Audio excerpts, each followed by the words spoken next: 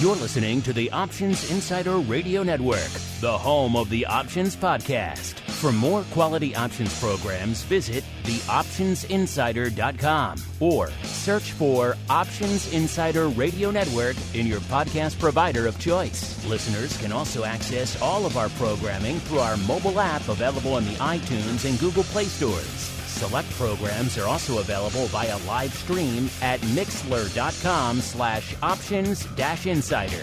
That's mixlr.com/options-insider. Don't forget to follow along with your favorite programs and submit your own questions for the hosts at twitter.com/options, stocktwits.com/options, facebook.com/theoptionsinsider, or via questions at theoptionsinsider.com.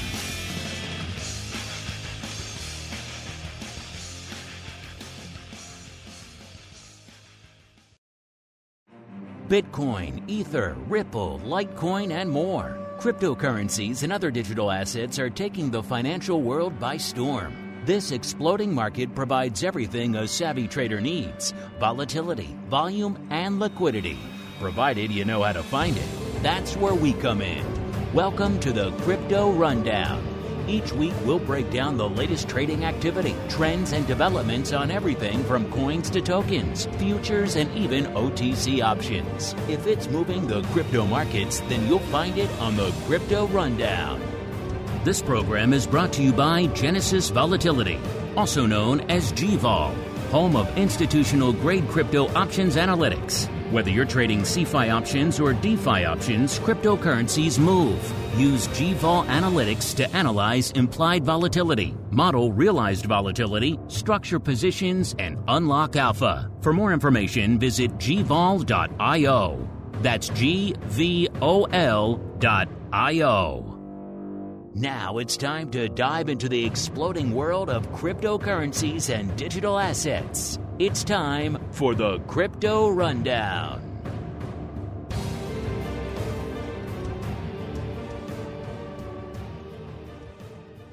All right, everybody. That music means we are back once again with the Crypto Rundown, the program where we explore everything going on the other parts of the derivatives markets. We're going to go a little bit beyond the world of your VIX and your SPY and your Apple and your Tesla options. Look a little bit further afield, see what's going on in the realm of Bitcoin and ETH and all the fun crypto out there. My name, Mark Longo from theoptionsinsider.com, as well as, of course, from the ever-exciting network upon which so many of you are binging these days. We're back from our sojourn to the southern studio back here in Chicago. A little bit worse weather here in Chicago than we were down south, but happy to be back talking to all you folks here on the Crypto Rundown. Again, remember, of course, all these analytics on today's show coming at you courtesy of our friends over there at Genesis Volatility. GVol.io is the place to go to kick the tires and light the fires on all the analytics we're going to talk about today. And of course, if you want to join us live, you want to check out the exclusive content, including our deep dive into all things SPX. You asked for it, you're getting it tomorrow on the Pro Q&A, as well as, of course, Options Oddities, everything else we do on the Pro side. And check out theoptionsinsider.com/pro is the place to go to learn more. And let's see who's joining us on the program today. It is time to roll out the Crypto Hot Seat. Forget about cold storage. It's time to turn up the heat on thought leaders from the world of cryptocurrencies and digital assets. It's time to take their place on the Crypto Hot Seat.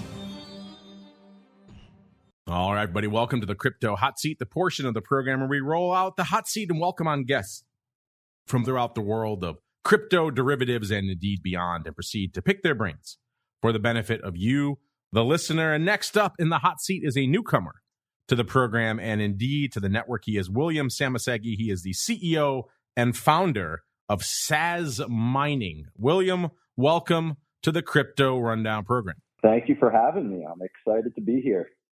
Well, William, as we are wont to do with all of our first-timers here on the network, why don't you go ahead and give our audience a bit of an overview of your background in the crypto space, as well as what it is you folks do at Sazmining. Yeah, definitely. Well, first off, thanks for having me on the show. Also, I'm not sure if someone told you this before, but you've got the perfect voice for exactly what you guys are doing here at the Crypto Voice for Rundown. radio, as they like to say. Yes. Yeah. Well, thank you. I appreciate that. Yeah. Oh yeah, of course. It had to be said. But yeah, my name's William Samasegi. I founded Sazmining just over 4 years ago. And recently we launched a platform that allows anyone to begin mining Bitcoin with renewable energy. Over the past 4 years, one of the things that really stood out is that it was just so hard for anyone to begin mining Bitcoin. I mean, you can go right now onto any exchange and buy Bitcoin, buy any other type of digital asset, but getting into mining was just something that was so difficult. So the goal was, how can we make mining as easy as your Netflix subscription? Just in a couple clicks, allow you to own your own miner, not like cloud hosting, but really just owning the miner and owning the rewards and having them directly deposited into your wallet. That was the experience that we aimed to create. And at Bitcoin 2022, we announced the launch of the platform that does just that. It allows anyone, you can go on and purchase your own mining rig. It's run on renewable energy, and the Bitcoin's deposited directly into your account. So it's an exciting time. As you can imagine, a very busy time, and lots been happening in the crypto world. But very excited to be able to come on and talk through it with you here today. Obviously, crypto mining, a hot area of the space, controversial as well, as Mr. Musk found out. We've had a few miners on over the years, but it's been a while since we've really jumped back into that conversation. So let's start there, William. What is it that lured you into the dark side of Bitcoin mining, sir?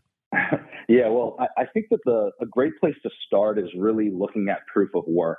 I think that a lot of times you'll see people having this discussion without really diving into what that energy is being used for and why it's so valuable. A lot of people don't know this, but a lot of the greatest inventors in human history tried creating a form of money that was backed by real world energy. And these included inventors like Thomas Edison, Henry Ford, but unfortunately they failed. And they didn't have the technology at that time to tie energy to money.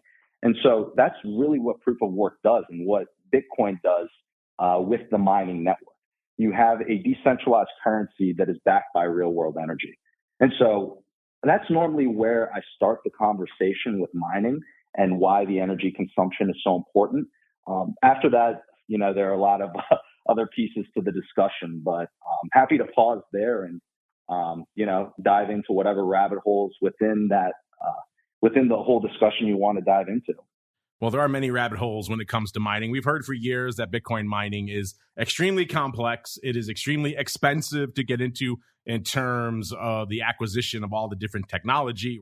We're hearing horror stories of trucks full of NVIDIA graphics cards being held up because these graphics cards are in such high demand. Then, of course, there's the other component of that. You have to live in an area where power is somewhat reasonable. If you live in, let's say, downtown Chicago, for example, a little bit more expensive to do your mining than, let's say, rural Kentucky or far eastern Seattle, a lot of areas where I know where there's been mining has sprung up a lot of late. So it sounds like, William, your endeavors over there at Sazmining are trying to get rid of all that. People come in to your platform, make some minimum investment, and from there, they're up and running and generating the yields of mining. Is that pretty much boiled down to its essence there, sir?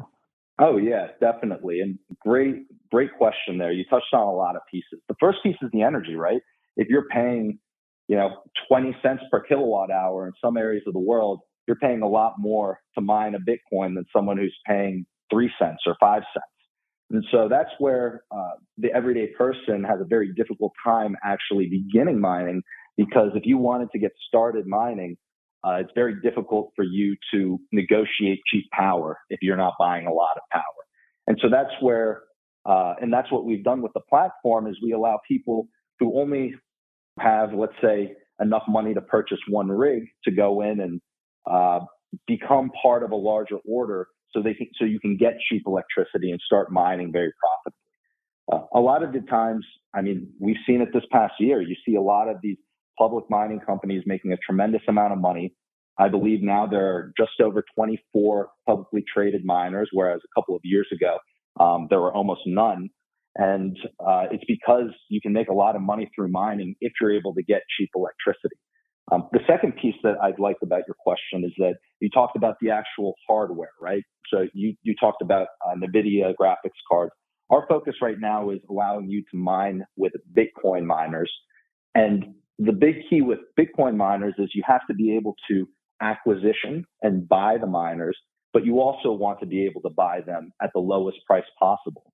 And if you're just out there with only $10,000 or $50,000 before Sazmining's platform, there's no way where you could get a cheap miner like the big guys. But what we've done through the platform by aggregating the demand for miners is allow you to purchase a single miner, up to 5 miners max on our platform, and be included in these bulk orders that allow you to get discounted mining rigs. So we've solved those two big problems in the marketplace. With the launch, you can get access to cheap power and you can get access to low-cost miners, and we run them on renewable energy for you. So, your question there really touched on every single piece of that. And so you mentioned that startup investment. What's it going to cost me to come in and Sazmining? Let's say I'm listening and I'm an active retail options trader. I'm dabbling in crypto. I have a decent size account, maybe 50 or 100 grand that I'm playing with. What's my initial outlay to get up and running at Sazmining for one mining rig? That's a great question. So initially, to hold your place in line, right now there are no available slots currently available, so you can reserve your spot in line for $100.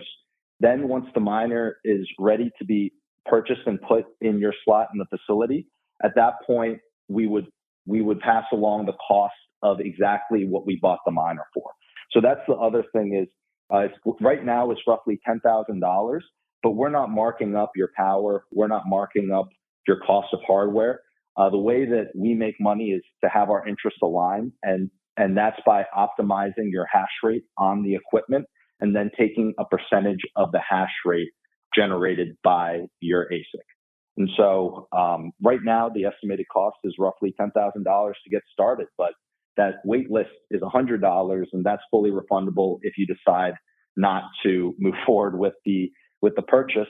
And so it really is, from that perspective, just a great idea for anyone who wants to start mining to reserve a spot in line for when spots become available. So $100 to get on the list, and then approximately $10,000 once everything gets ready. And how long does it typically take on the wait list before you can get a mining rig? Right now, the estimate is September. We are working to get spots available sooner, so we might have spots available as soon as June, but it all depends on availability as it opens up. Our goal is really to just try and put as many miners in as many people's hands as possible. That's one of the things that when you dive into the ethos of Bitcoin, it's a big, important piece that I think gets overlooked many times with all these large public miners. We all think it's important for you to have access to be able to purchase Bitcoin. And I think it's also very important for people to have the ability to mine profitably. And before the platform launched, there really was no easy way for people to start doing that. So I come in as a new user, I get on the wait list. Hopefully by September, I get to put up my 10 grand and I get access to my mining rig. Then effectively over time, you're just depositing the results in my wallet minus your percentage to cover the power and everything else. Is that pretty much the gist of it there, William? Yeah, definitely. You nailed it. And that's the amazing part of it is that Sazmining, we're never touching the Bitcoin. The Bitcoin is just going directly into your wallet. You hook up your wallet as soon as your account's opened, and the Bitcoin that's being mined is being directly deposited into it. There's actually an interesting piece to this that was pointed out initially to me from our chief operating officer, Kent Halliburton. He was an executive at a public solar company, and they were doing a lot of installations with solar energy. And he said that there's a certain level of sovereignty that you get when you realize that you're generating your own energy. When he would flip on these residential solar systems, he would see people's eyes light up when they see the meter go back and just the energy bill being reversed because they're generating solar. And there's something to that with Bitcoin mining. When you realize, hey, you own your own hardware, and that hardware is directly depositing Bitcoin into your wallet, there's a level of sovereignty there that's hard to explain, that isn't unlocked until someone begins mining their first Bitcoin. And obviously, once you make that initial hardware investment, over time, that hardware gets outdated. You need to upgrade it. So is there some built-in upgrade cycle where you need to put in about maybe another 10 grand a year or two down the road? Or is there anything like that factored in? Or is that up to the initial investor how often they want to do that? Yeah, that's a great question. And it's a great point, too, that as a owner of a mining rig, you have a decision. The decision is, do I want to upgrade my hardware at any point? Do I want to sell it at some point when I think it's a good time to sell it? How do I want to approach the Bitcoin that you mine? So you have all these different decisions where you're almost acting like a business owner or an entrepreneur. Clearly, as an investor, you now own a hard asset in a Bitcoin miner, and you own the Bitcoin that's generated, and you can make the decision when you would like to sell that miner or when you would like to sell that Bitcoin. But yes, that is definitely a decision that can be made when new generations of hardware come out, and you're a user. You can definitely go in and get on the wait list and purchase another next gen mining rig when it comes out. Well, I mentioned the cost of power being a big driver of mining, which is why so much of it is located in rural and developing parts of the world. The other side of that, of course, the pushback we've seen recently. In fact, Greenpeace and others working to change the core code of Bitcoin to try to make it a little bit more environmentally sustainable. So the other side of that is trying to use clean and renewable power. You said you guys are doing that as well, William. So that's quite the challenge to be able to find cheap power so people can make money mining, and then also making it renewable and sustainable, which is obviously going to increase your costs down the road. So where have you found this magical source of power, William? Yeah, this is one of the fascinating things about power is that when you look at the cost curves of renewable sources of energy, the cost curves are continuously going down. And if you're going and putting up a new solar installation, for example, it's actually cheaper than non-renewable energy sources. Some of the advisors that we brought on at Sazmining, outside of Ken, we brought on executives who are titans of the solar industry, who I've dove through the models with and looked at the cost curves of where all these technologies are going. So the funny thing is that the renewable energy sources are becoming the cheapest sources of energy, especially the newer developments. And so at Sazmining, what our focus is definitely renewables, but primarily tier one renewables. So that's things like solar, hydro, wind, qualifying biomass, landfill natural gas. These are tier one renewables that not only are very, very cheap or getting cheaper, but also beneficial for that whole movement. And then the last piece that I would mention that on the changing of the code with Bitcoin, when I first heard about that, I thought that was it was funny to see that was one of the approaches that was being taken based on everything that we talked about earlier. I think that proof of work has a lot of value to society. And my personal view is that you're not going to see the protocol of Bitcoin being changed because of some of these by some of these discussions that might be being pushed forward. Well, in addition to power costs, one of the other big challenges for Bitcoin miners has been just the massive fluctuations we've seen in the price of the underlying, going back to the early days of crypto winter. It's been a very challenging thing. A lot of people that I knew who were in it got out of it for a variety of reasons, power being a big one, environmental issues being another, but also just the fluctuations in the underlying. It was difficult for them to keep up. So how challenging has that been for you, William, and the team, as we've seen massive swings in the underlying Bitcoin price over the past 4 years? I'm sure you've seen commensurate huge upswings and then fall offs in mining demand as a result as well. How have you guys worked to try to stabilize that on your platform? Yeah, well, that's another very great point. I mean, especially, I would say your listeners out of the listeners of almost any production probably understand the volatility better than the rest. But the big key that we're looking at is many people will get into the mining game without having the experience. They haven't been through cycles of a bull and a bear market. And what you see is if you get involved in mining without that experience, you're much more susceptible to making bad decisions. And so what we focused on is trying to remove that hurdle from someone who wants to get involved in mining by helping source good pricing on the hardware, utilizing the relationships that we've built in the industry, but also utilize the expertise that we've built on the knowledge and knowledge on the energy side, and bringing that all to the users of our platform. Because as you mentioned, when you have an asset that has extreme volatility like Bitcoin, and also you're looking at the volatility happening in hash rate and miner pricing, it's a very difficult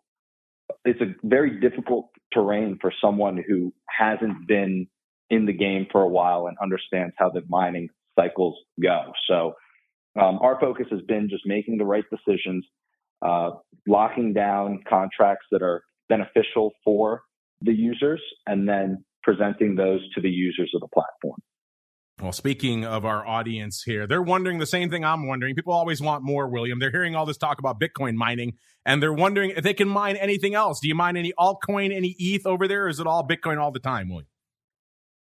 That's another great question. Our focus right now is primarily Bitcoin. In the past, what we've done is we've done other types of mining. We've mined Ethereum in the past. We've actually even done Zcash in the past. We've done GPU mining.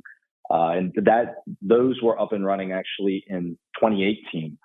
But the big key with what we're doing right now and offering through the platform is purely Bitcoin mining and ASICs. Well, William, I appreciate you taking some time here to join us and give us some insights into the world of mining. I know it's become very controversial lately, so I appreciate you giving us your perspective. But before we go, William, if folks are intrigued, they want to learn more about all things Sazmining, maybe reach out to you guys with some questions. Where should they go? What should they do? Yeah, great question. So our company, Sazmining, spelled Sazmining. You can just go to sazmining.com. We're also active on Twitter and LinkedIn. I'm also on Twitter if you want to reach out to me there. And we also have a podcast where we have discussions with other leaders in mining to get their take on what's happening. So lots of different places to connect with us. A podcast. You're getting into my neck of the woods now, William. Yeah. It's more mining focused and energy focused, but also a great way to hear from what some of these other people in Bitcoin and Bitcoin mining are seeing. There you go. Check it out for yourselves. Sazmining. That's SAZ mining.com. Meanwhile, it's time for us to keep on rolling. It is time for the Bitcoin Breakdown. It's time to explore the latest trending activity, trends, and developments across the world's leading crypto market. It's time for the Bitcoin Breakdown. All right, everybody. Hope you enjoyed that glimpse into the world of mining. It is an intriguing area, and I know a lot of people have thought about dipping their toes in, but maybe they were put off by the hardware requirements, the initial investment, the complexity, the power requirements. Maybe you live in an area where power is not exactly super cheap, so perhaps it's something intriguing to consider. Meanwhile, it's time for us to consider what's going on in the world's leading digital asset. Yep, we're talking about Bitcoin. Coming into Showtime, we saw it right around the 40,006, almost 660 level. So flirting with that 40K level, but not quite below it. Even though we did get there yesterday, broke through it again, got down to about 38,829 on Sunday. So for all of you watching that psychologically important 40K level, we did break it since our last show. Speaking of the last show, we were pretty much almost exactly where we were price-wise from last week, about almost 250 points difference there. We were at about a 40,400 on the last show and about a 40,660 coming into the start of today's show. Also didn't have a huge range, especially when you're looking back at some recent months and recent weeks out there in Bitcoin. We got as high as almost 41,500. That was last Wednesday. And again, the low was yesterday, about 38,829 out there. A little under 3,000 points there. So not exactly a big range when it comes to all things Bitcoin out there. And you saw that reflected in the vol. Last show, we were hovering right around a 62. And coming into the start of today's show, we're back into the 50s, a 57 to be precise. Also, Simon's BitVol, which is the 30-day Bitcoin VIX, effectively, also reflecting a little bit of a decrease in vol. We had about a 66 on our last show, 64 coming into the start of this show. And, we did see on our last show, we were still pretty negative when it came to skew. Again, that 30-20 skew where the folks at G-Ball measure all the options from the 30 delta down to the 20 delta on the calls and the put wings, and they measure that skew. It was almost a -6 last show, -5.6. Kicking off today's show, a little bit less than that, about -4.9. By the way, we'll be talking to Greg live and in person for the first time this week. He's coming to Chicago. We're going to be doing a panel together coming up on Wednesday. Unfortunately, it's during Options Bootcamp time, so may have to be best of this week for Options Bootcamp. But it should be a fun conversation. I'll look in to see if we could record that and put that out on the network for you folks. It should be interesting. And myself, Greg, the Flow Master, Mr. Henry Schwartz, a few other great guests. Should be a fun time coming up this Wednesday at the Securities Traders Association of Chicago Conference. I'll be holding court there on the options panel this year, which should be fun. Looking out here when it comes to Simon, again, going back to Simon's bit skew. Similar numbers. We saw pretty close to the same level for the 30-20 skew at Bitvol, and Simon's bit skew, exact same thing. It was a 98 last week. 98 this week. It's not a huge evolution when it comes to skew, which is interesting. You know, if you look at breaking down below the 40,000 level, that's usually a pretty psychologically important level out there. But beyond that, we didn't see a huge change when it comes to all things skew. Let's just look really quickly and see if we could see exactly how low did we go this week when it came to skew. And the lowest level was about -5.2. So it didn't really see an enormous evolution when it came to skew, even though we did break through the 40,000 level, which, again, usually that might show a little bit more interest in the puts out there. But not so much this week. I guess folks are kind of used to this dance. They've been there once or twice now. Let's look at the OI, see how things are shaping up right now on the big dog, which is Deribit. Calls, 112,000 open right now. It's up about 1,000 from this time last week. The puts at about 60,000. It's up 5,000. So puts gaining a little bit of ground this week, but still close to 2-to-1 calls over puts out there in Bitcoin land again this week. Let's look at where you folks are lining up from an expiration perspective now. June leading the dance, still 51,000 contracts open there. It's up about 1,000, so not a huge change from last week. April, though, slotting into the number 2 spot, which is kind of interesting. 41,500 contracts open in April. It's up about 1,500 from this time last week. And then bringing up the rear, a newcomer kicking September to the curve. It's May. 24,000 contracts open there. Again, that's a new addition to our list. So we'll see. That has a little bit of time ahead of it. Maybe that can work into even trumping June before all things are said and done. Even though you folks in crypto options, you do love a quarterly. So I expect June to hold on to its lead, at least for a little while longer.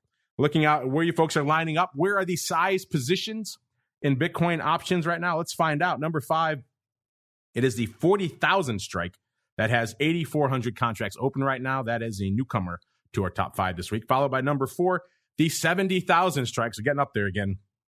10,000 contracts open there. That's unchanged from last week.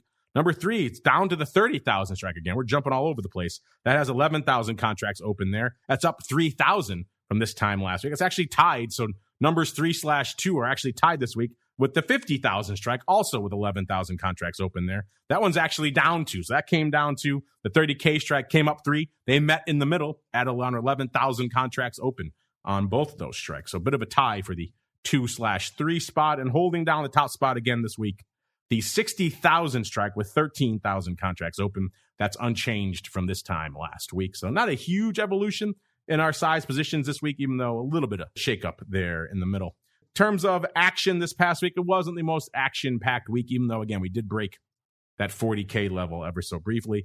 The most active day was pretty much our last show day, the 11th, with about 19,000 contracts going up. And even then, that isn't that much. We've seen easily days with 25,000 or more contracts not too long ago. The most active day we've seen this year was back on January 24th, and we saw 37,000 contracts going up that day. Also, the invasion day, February 24th, we saw 28,400 contracts going up. So nothing even close to that this week. Let's see what's going on out there in CME land right now. Let's start with the big dog, the Bitcoin options. Not a heck of a lot going on there. A whopping 3 contracts traded on Thursday, which was, of course, Friday. We were closed for the Good Friday holiday here in the U.S. I know crypto markets 24/7, CME not so much. So they closed on Friday. So the most we saw on Thursday was a whopping 3 contracts, and the OI not doing a heck of a lot, only 1,500 contracts open. That's pretty much unched from this time last week. Futures, same story. We saw a whopping 3,300 going up on Thursday before everything shut down for the holiday, and the OI ticking down to about 11,000 contracts out there. So not a ton going on the big contracts right now. Let's go micro, see if things are a little bit more exciting. The micro futures, that OI ticking up a little bit, up 2,000 to 22,000 contracts this week. And we saw a little bit shy of 10,000, about 9,500 going up on Thursday, which again is kind of light for these contracts as well. But it was a holiday weekend, so that's kind of what we expect as we keep on rolling into the altcoin universe. It's time to move beyond Bitcoin and find out what's moving the rest of the crypto marketplace. It's time to boldly venture into the altcoin universe.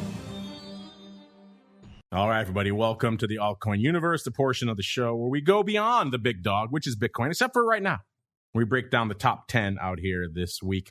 Number 10, still Avalanche, still holding on to the 10th spot, even though a little bit lighter this week than last week. Coming into the start of the show was at about 20.6 billion, so just managing to hold its spot there at number 10. Number 9 is good old Luna, 31 billion, pretty much exactly. Number 8, Cardano, 31.5 billion. Number 7, Solana, 33, almost 34 billion. Number 6, XRP. We're hearing rumors that this thing's coming to a head. There, people involved with Ripple are putting out tweets and indications that they think there's going to be a beneficial settlement for them coming from the SEC sometime soon. I think a lot of people who've been watching Ripple for a while would just like to see something happen here, one way or the other. Of course, it is pretty much banned from a lot of the venues you folks would like to trade it on. So if it does get approved, then it's going to be off to the races probably before you can get access to it. Interesting stuff here. Ripple hanging out number 6, 36.6 billion. Number 5, USD coin, 50 billion, almost exactly. Number 4, BNB, back with 68.6 billion. Number 3, it's Tether, 82.75 billion. You know what number 2 is. It's ETH, 362, almost 363 billion. And number 1, still hanging out at around the 775 level.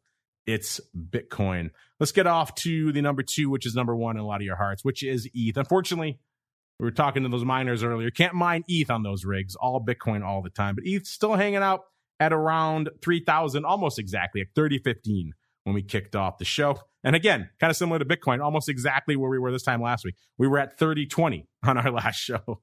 So yeah, a whopping 5-handle difference from last week to this week. Of course, it had a little bit wider range on the week. We got as low as a little bit shy of 2,900, 2,894. That was this morning, actually. And we got as high as 3,141. That was on Wednesday of last week. So a nice little range out there, around 250 points. Again, not that big for ETH, but it's not nothing either. And again, we kind of wind up almost exactly back where we were again this time last week. We're seeing that reflected in the vol, though unlike Bitcoin, ETH vol ticking up ever so slightly. It was a 68 on our last show, 71 this week. So from a skew perspective, on our last show, we were at about a negative 3.7. And coming into today's show, you're talking about a negative 4.1. So again, kind of like we saw with Bitcoin, not a huge evolution when it comes to overall OI out there. And last week, we had 1.07 million contracts open when it comes to the calls on Deribit. This week, a whopping 1.12.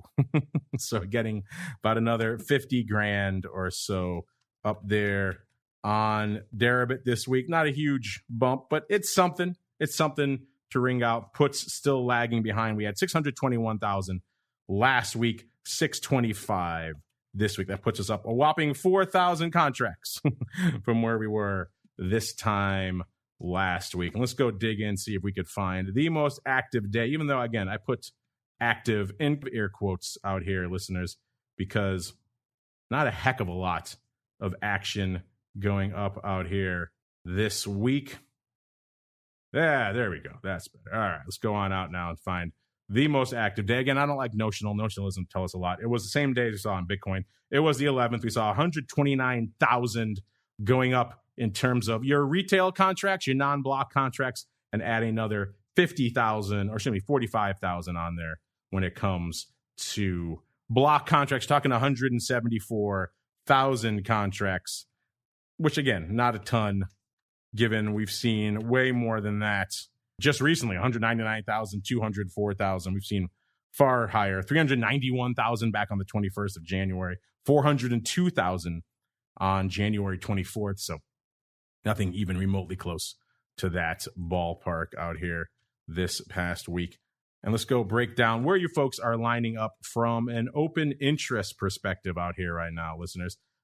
It's kind of been a all quarterlies, all the time story out here when it comes to ETH. And that's pretty much, with the exception of April, pretty much the case again this week.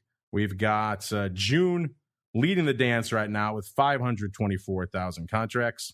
That puts us up a whopping 7,000 from this time last week, followed by yet again number 2. It's April with 357,000 contracts. That puts us up a whopping 16,000 from this time last week.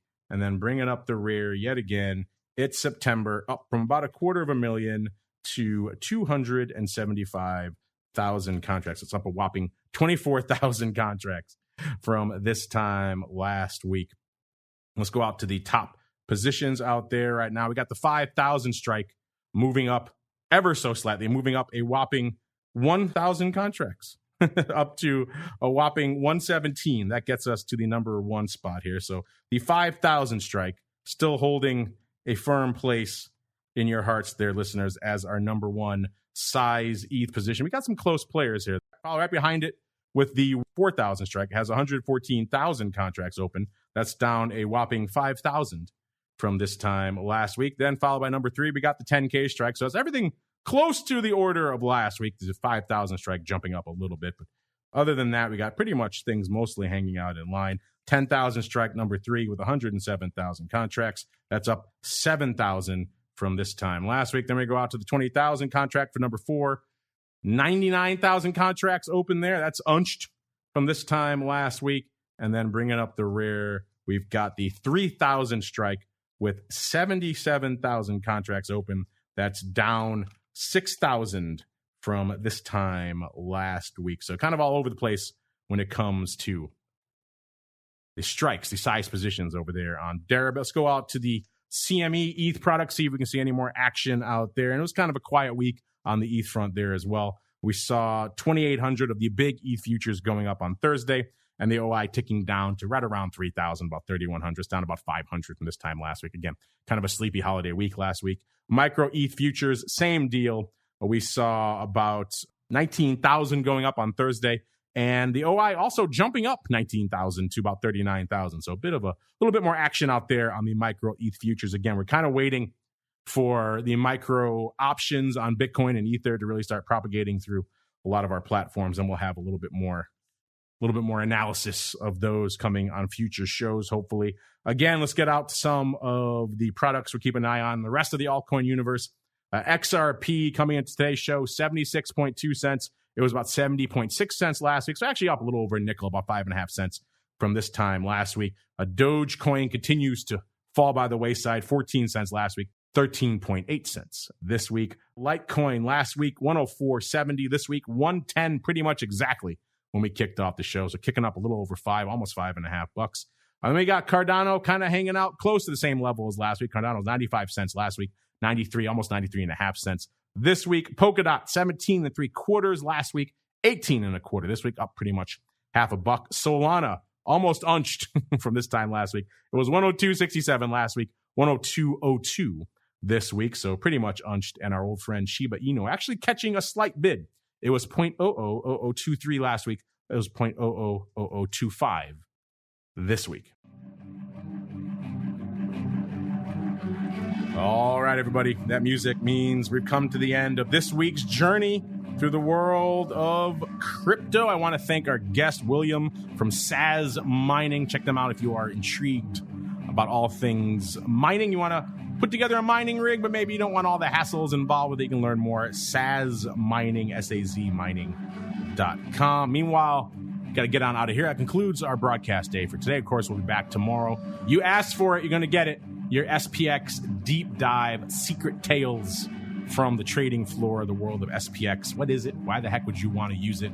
SPX versus SPY, all this good stuff, secret tales, and a whole bunch more. That's for our pro members, theoptionsinsider.com/pro. That's coming up tomorrow. Wednesday, like I said, I will be lured to the dark side of crypto again, as well as overall options, doing that panel here in Chicago. So we'll see what we do on the boot camp front, but you will get an OPR live to tape on Wednesday. Thursday, of course, back with episode 2 of the Option Block and This Week in Futures Options, a program where if you're not checking it out and you're listening to this show, you probably should. We do talk the crypto there quite often. And then back again on Friday for volatility views, as well as, of course, for our secret club members, Options Oddities. After that, then back again next week, another episode of the Crypto Rundown. Stay safe out there, everybody.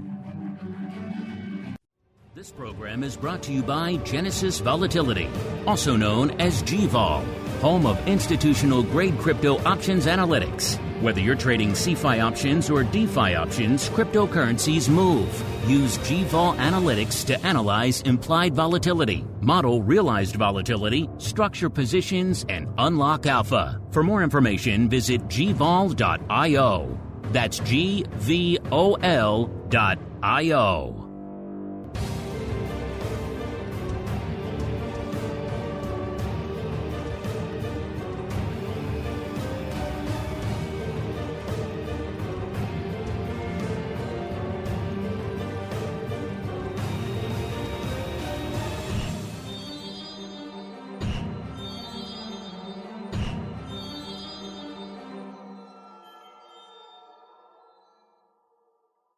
You're listening to the Options Insider Radio Network, the home of the Options Podcast. For more quality options programs, visit theoptionsinsider.com or search for Options Insider Radio Network in your podcast provider of choice. Listeners can also access all of our programming through our mobile app available in the iTunes and Google Play stores. Select programs are also available via live stream at mixlr.com/options-insider.